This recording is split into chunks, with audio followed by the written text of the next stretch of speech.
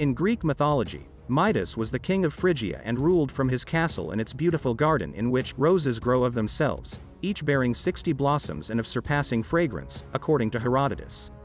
One day, some of Midas' people found a drunken old man near the garden and brought him before the king. Midas recognized the old man, who was god Dionysus' closest reveler, the satyr Silenus. Instead of punishing him, Midas hosted the satyr for 10 days, offering him food, drinks and entertaining him.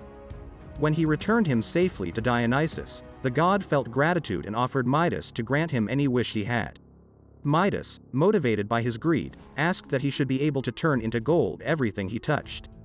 At first, Midas gained great wealth and power from his unique ability. But he later realized that it was more of a curse than a gift. Even the water and the food that he touched was turning into gold. He could not enjoy even the simplest joys in life anymore. Midas went back to Dionysus and begged him to take back his power. The Great Trojan War started with a few envious gods and an apple. During the wedding of Thetis and Peleus, the goddess of discord, Eris, was not invited for apparent reasons. Eris felt offended and, arriving at the wedding, tossed in the middle of the feast of the gods a golden apple, saying, "To the fairest." The apple was claimed by Hera, Athena and Aphrodite, sparking a vanity-fueled dispute among the three. The goddesses asked Zeus who the apple belonged to, in other words, who is the fairest of them all, and Zeus said that Paris, a mortal man and the rightful prince of Troy, should choose. Paris at the time was living as a shepherd on Mount Ida and was not aware of his royal descent. He had been abandoned as a baby, because of an oracle that said he would cause the destruction of his city. The three goddesses appeared before the shepherd Paris and asked him to choose who is the fairest of them all. Because Paris at first was unable to choose one, each of the goddesses offered him a gift. Hera offered him wealth and kingly power, Athena wisdom and glory among men, and Aphrodite offered him the love of the most beautiful woman in the world. Without hesitation, Paris gave the golden apple to Aphrodite. From that day on, Aphrodite was offering counsel to Paris. She was the one that informed him of his royal blood and led him back to Troy. The events that occurred in the myth of the Apple of Discord would lead to the greatest war of Greek mythology. The Trojan War is an epic poem, written by Homer. Having been promised by Aphrodite the love of the most beautiful woman, Paris abducted Helen, wife of Menelaus of Sparta.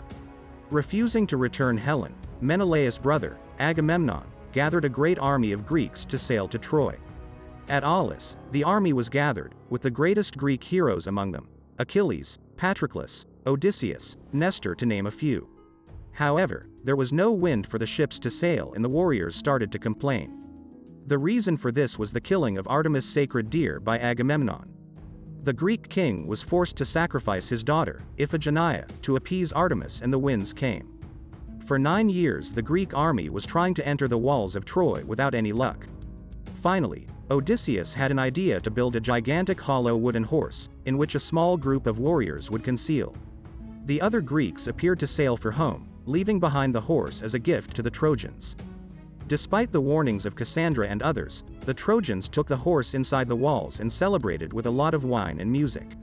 When everyone was asleep, the Greek warriors crept out of the horse and opened the gates. The Greek army entered without resistance and Troy fell.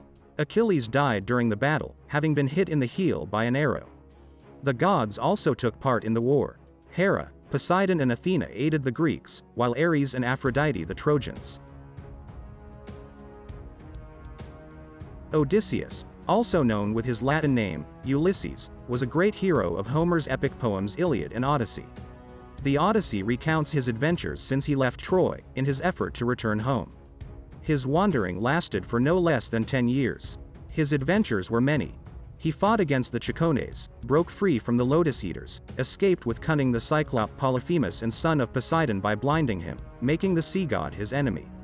He then visited the island of Aeolus, the wind god, receiving a sack as a gift, which contained all the winds inside, to help him arrive home. As they were arriving in Ithaca, 2 of his men opened the sack out of curiosity while Odysseus was sleeping and their ship was once again away from Ithaca because of the storm that followed. He then survived the Laestrygonians, a tribe of man-eating giants, and landed on the island of the sorceress Circe. With the help of Hermes, Odysseus left the island and journeyed to the underworld, to get help from the blind prophet Tiresias who had died. He then passed through the sirens and their seductive song by blocking the ears of his men with wax and ordering them to tie him up to the mast, so that he could not jump and join the sirens. His next challenge was to cross the strait between Scylla, a six-headed monster, and Charybdis, a violent whirlpool, which he managed to do by sacrificing 6 of his men. He lost the remaining of his men and his ship at the island of Thrinacia, after Zeus threw a thunderbolt to appease the sun god Helios. Odysseus found himself next to the island of Ogygia, where he spent 7 years with the goddess Calypso who had fallen in love with him. With the help of Hermes, he left the island with a raft he made. A storm washed him this time at the island of the Phaeacians. This time he was lucky since the island was protected by King Alcinous and his queen Arete, who helped him return to Ithaca. When he finally arrived, 20 years after setting sail for Troy, he found that his palace was inhabited by young people from noble families in the surrounding islands and Ithaca. Each of them wanted to marry Penelope, his wife, because they believed Odysseus did not survive. Penelope patiently waited all these years for the return of her husband, devising a trick to delay her suitors. Odysseus killed them all with his bow, with the help of his son Telemachus and his faithful dog. But as soon as he killed the suitors, their fathers got angry and demanded revenge. Finally, goddess Athena, his everlasting protector, brought peace to the island and Odysseus and his wife Penelope were reunited and happy at last. One of the most famous stories of Greek mythology is that of Jason and the Argonauts, and their quest for the Golden Fleece. Jason was the son of Aeson, rightful heir to the throne of Iolcus.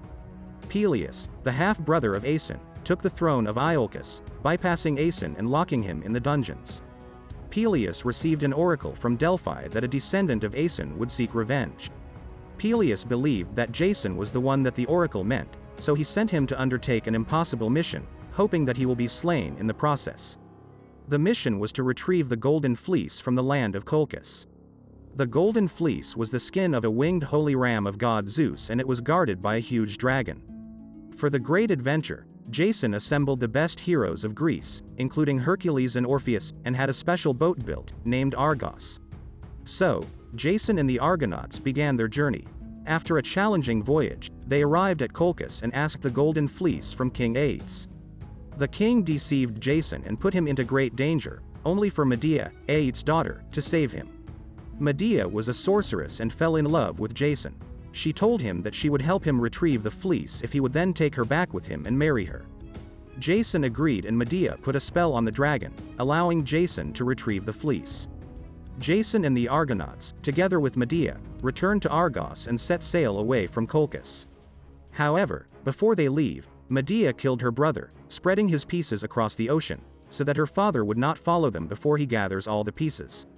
Zeus was angry with the killing of Medea's brother and sent many trials to the Argonauts. They had to pass through the Sirens, the Scylla and Charybdis, Talos and many more.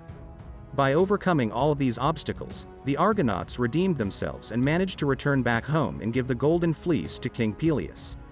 Jason kept his promise to Medea and married her. With her help, they killed Peleus and had 2 children together.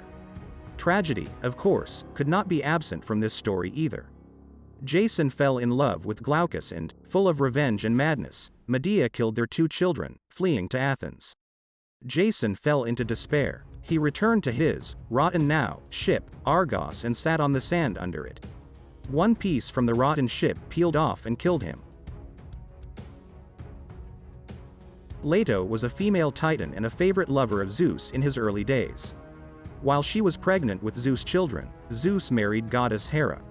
As expected, Hera was furious and very jealous of Lato for bearing her husband's children. She did everything in her power to make the life of Lato difficult and tried her best not to allow her to give birth to Zeus' children. She pushed Lato out of Olympus. While Lato was wandering on Earth, no man would open his house for her, fearing the wrath of Hera. On top of that, Hera had the huge serpent Python to chase her. Zeus saved Lato by sending the north wind, Boreas, to carry her out to the sea. Finally, a desolate, rocky island named Delos accepted her, having nothing to lose. Lato gave birth first to Artemis and 9 days later to Apollo. The children would later grow up to become powerful gods and members of the Greek pantheon. Trained by their mother, they became very skilled archers. However, Hera's vengeance did not end there. She continued tormenting Lato, having Python chase her everywhere. Finally, only 4 years old, Apollo killed Python in Delphi. This story is connected to the myth of Lato.